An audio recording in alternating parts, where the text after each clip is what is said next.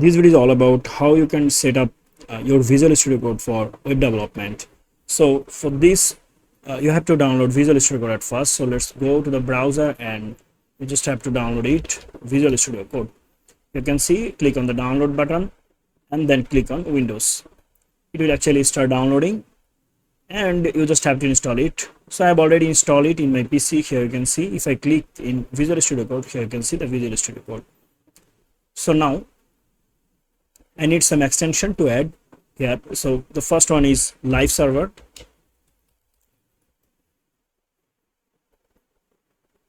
Click here the first link and here you can see, so you just have to install it. Here you can see I've already installed it, so you have to install it. Okay,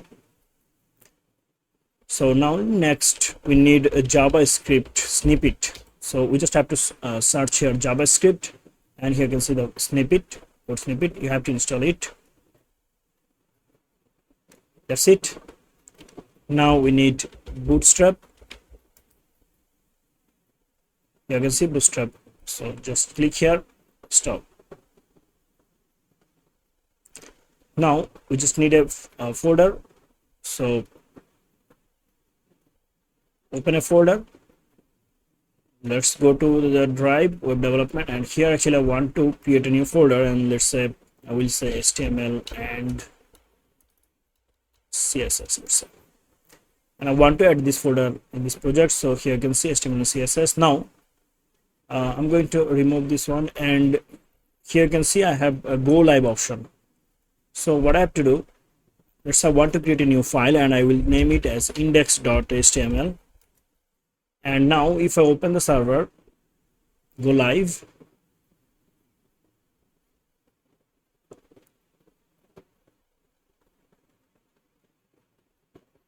if I change something here, it will actually change here. So I will say HTML, and here I'm going to say exclamation sign or this tag. Okay,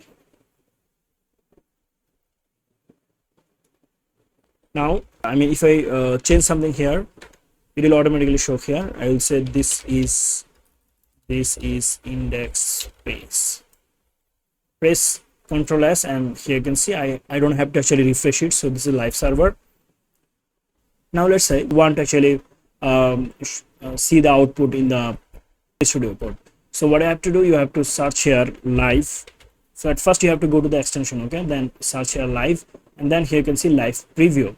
So you just have to install it. Now if I remove it and if I click here show preview, here you can see the output. So if I change something here, let's say h3, I will say this is subheading. Here you can see it's changing real time, right? So you can actually increase and decrease the size of your preview window, okay, and you can actually remove it also. So you don't have to actually go to the browser. You can actually see it in real time. So these are the extensions. Now let's say you are using PHP as your backend. So what you can do, you just have to search here PHP IntelliDefense. So you have to download this PHP IntelliDefense. You have to install it. So these are the essential elements.